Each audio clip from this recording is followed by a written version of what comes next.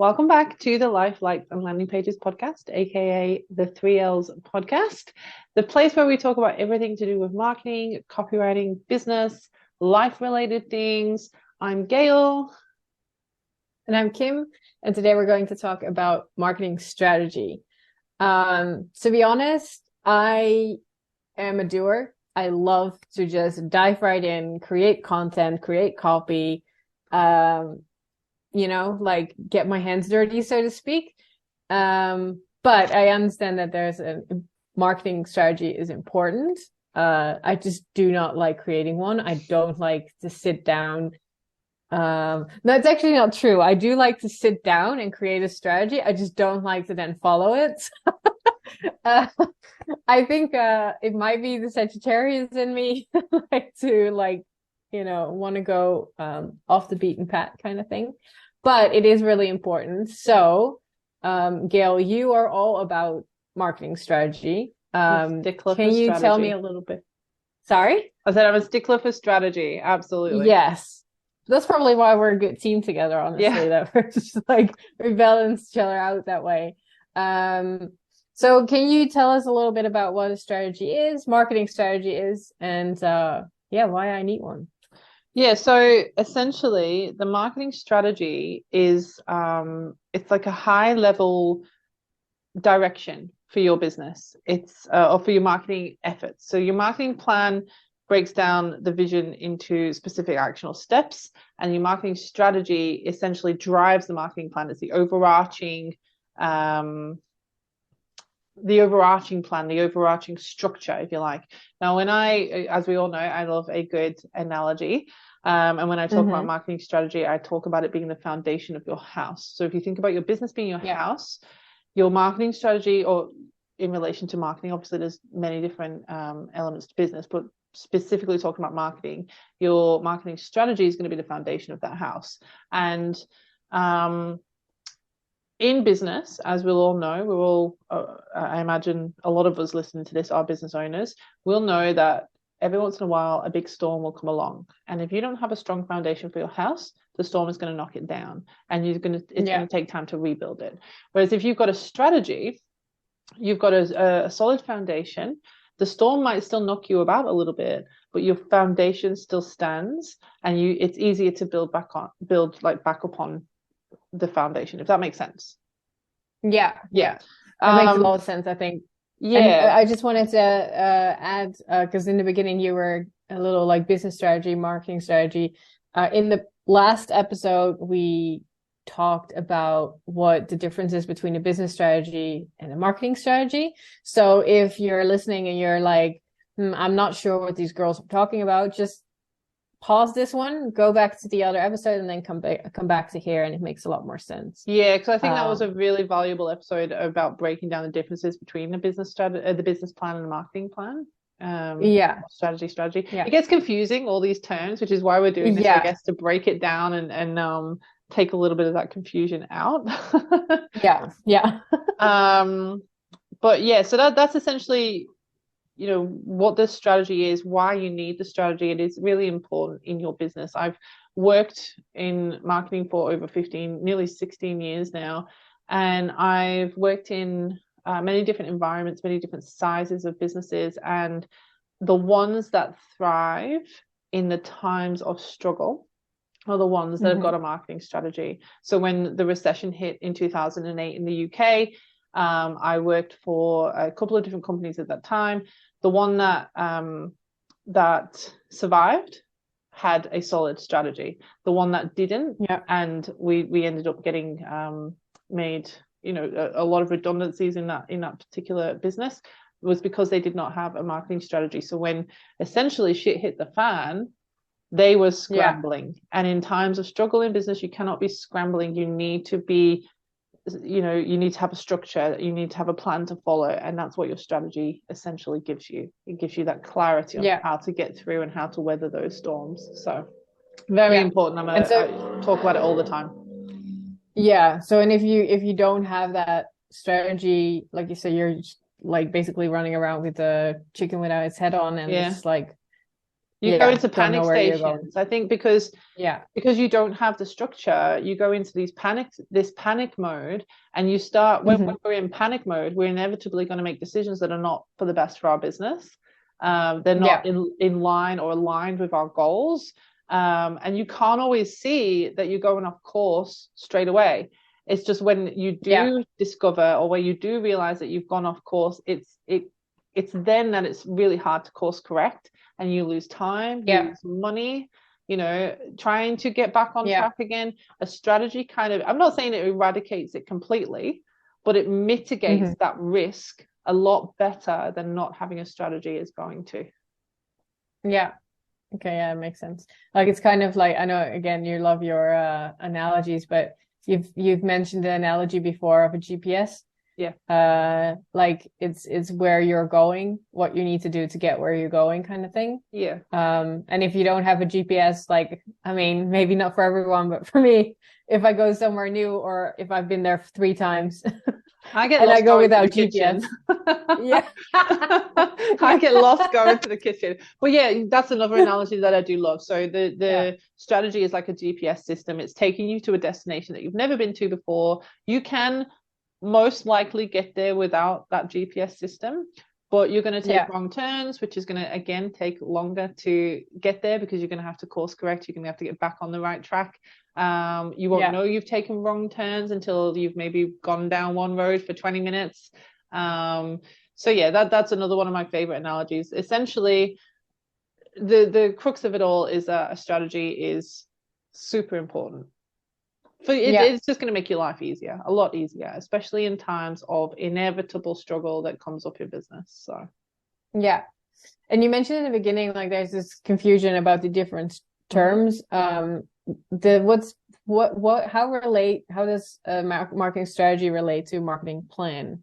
Okay, so like Kim said, we talked about business strategy versus marketing strategy last week. Really, really useful episode. Highly recommend checking it out if you haven't already. But when it comes to specifically talking about marketing, you've got marketing strategy, marketing plan, marketing campaigns, and you're like, well, which comes Yeah. which? Where fits where? Yeah. What is what?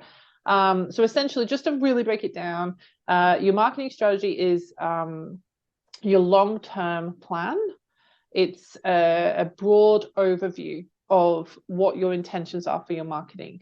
Your marketing plan, your strategy is going to feed into your plan. It's going to essentially outline where your plan takes you, so to speak. Your marketing plan is Okay. going to be a little bit more detailed. It's a bit more medium term. So if we think that a marketing strategy might be 3 to 5 years, a marketing plan might be a 12 to 18 months max. I would say around about 12 months time.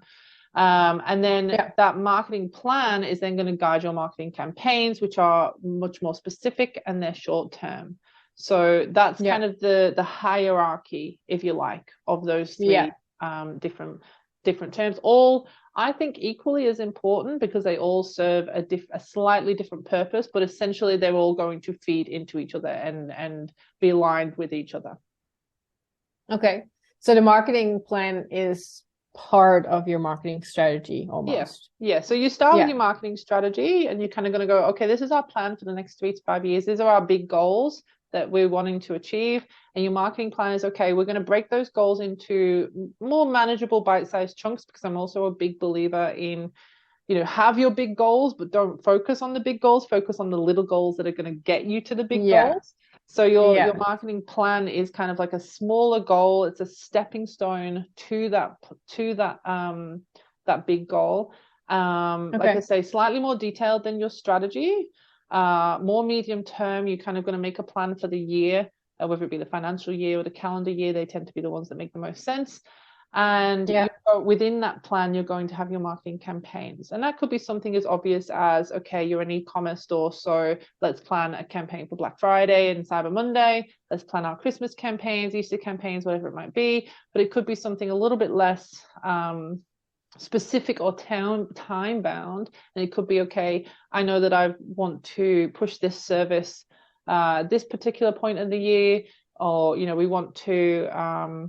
It might be an element of your marketing plan that you're going to have for example, if you're a coach, you're going to have 4 cohorts a year, so once a Yeah. quarter. So your marketing strategies will then detail what that cohort looks like. How are you going to get people into that particular cycle of coaching? How are you going to get people, what's your funnel? What elements of the what's the word I'm looking for? What oh my goodness, what is the word? What assets? There you go. What assets do you need Okay. Yeah. along Yeah. the way? Yeah. That kind of thing. Yeah. So yeah. Yeah. Okay. And so what are the different components in a marketing strategy? Like what are, I don't know, like if we're talking about, I don't know, chapters or, like steps you need to take, what are the different components that you If you're breaking use? it down, like when I go through a strategy document with my clients, it's a 14 step, essentially 14 step kind of document that we go through. But to kind of simplify that a little bit, I would start with your business model. So I would start with, and that essentially you will have heard that potentially be referred to as your 4Ps. So price, promotion, place, Product.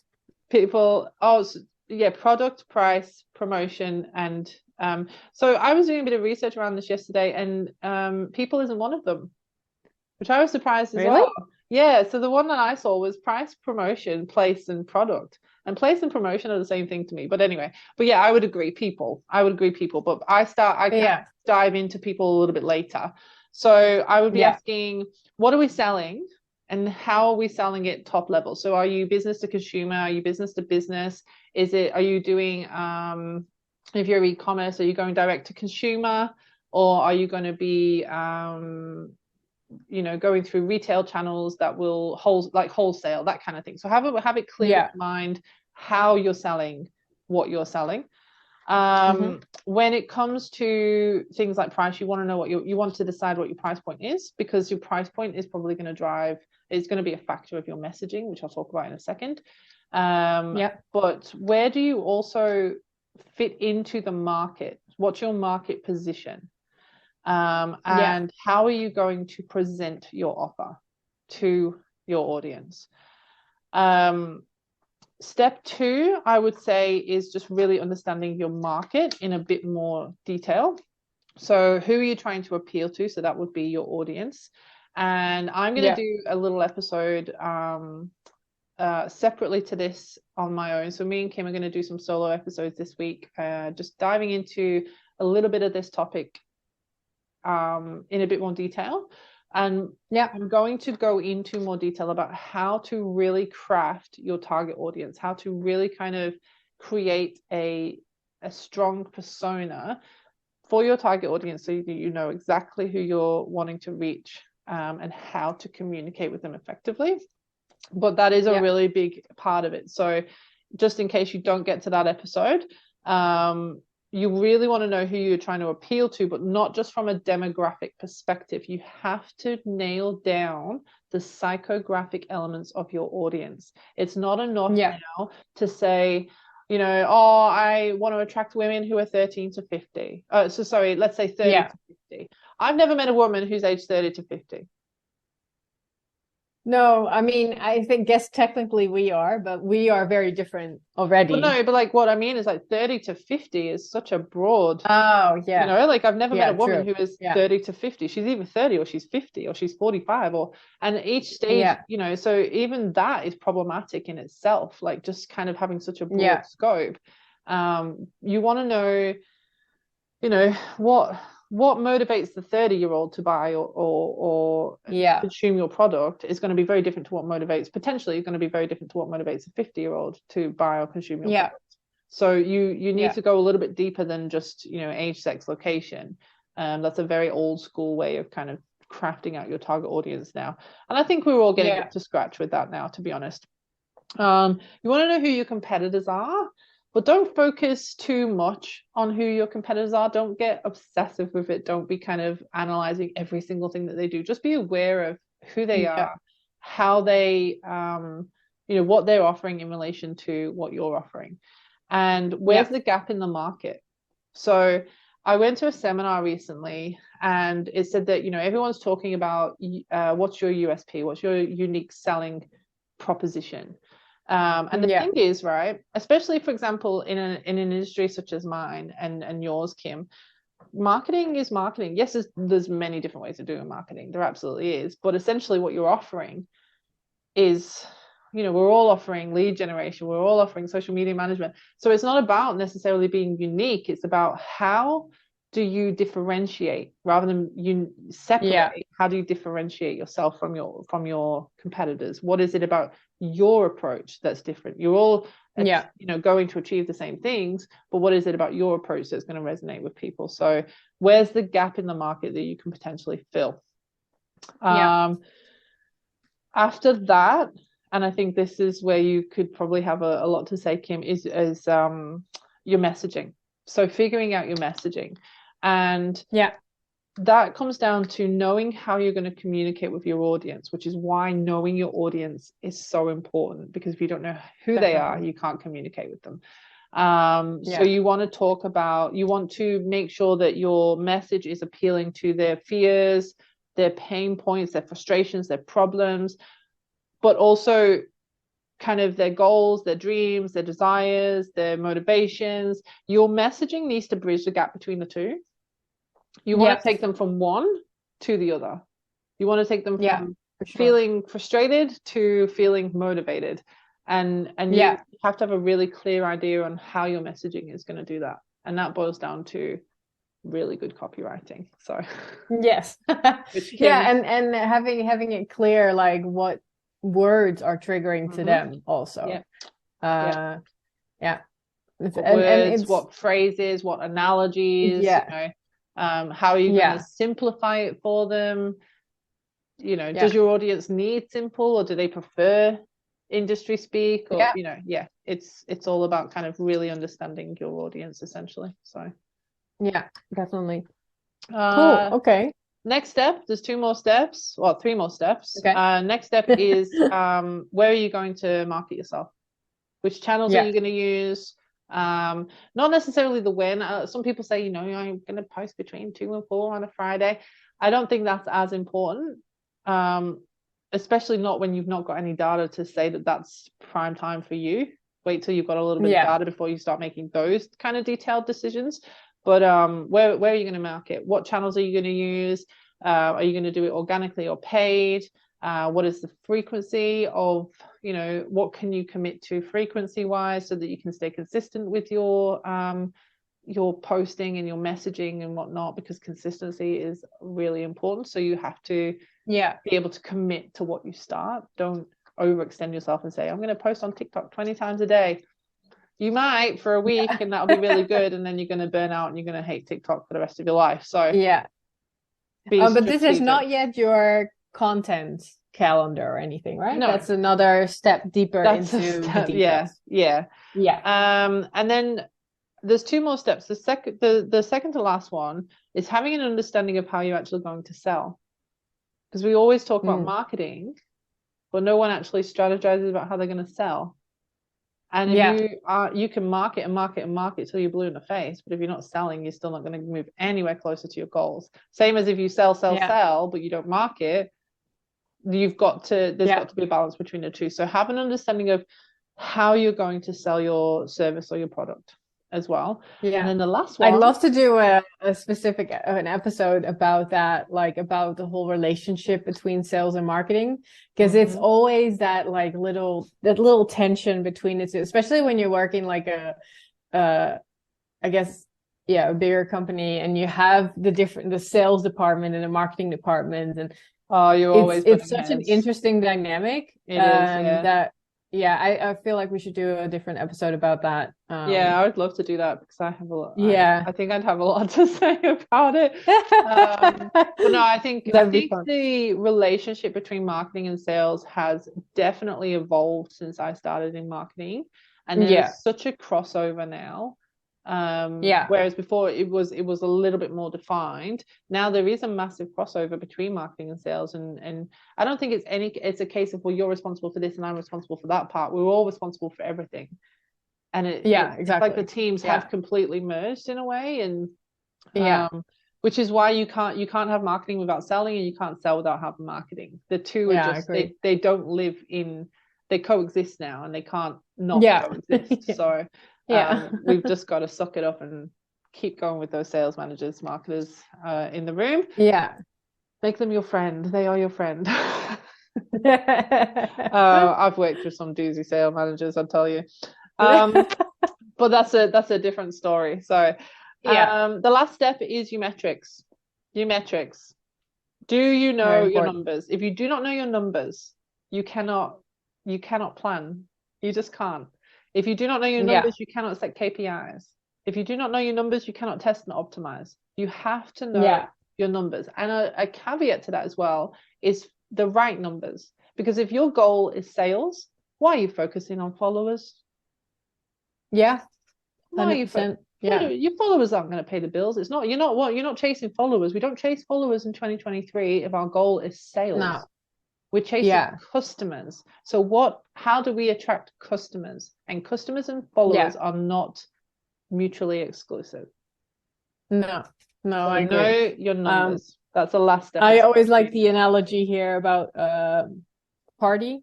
Like if you have 100 people at a party and no one talks to each other, then it's kind of a shit party. If you have 10 people together and everyone's interacting and they're like interested in each other, then it's a great party. So it's better to have 10 really good guests than 100 shitty guests. Well, I mean, for context, like, because I have this conversation more often than I care to admit, and definitely more often than I wish I would. And not because I don't want to have the conversation. I'm more than happy to educate people. It's just that it's sad that people think that this is what is important.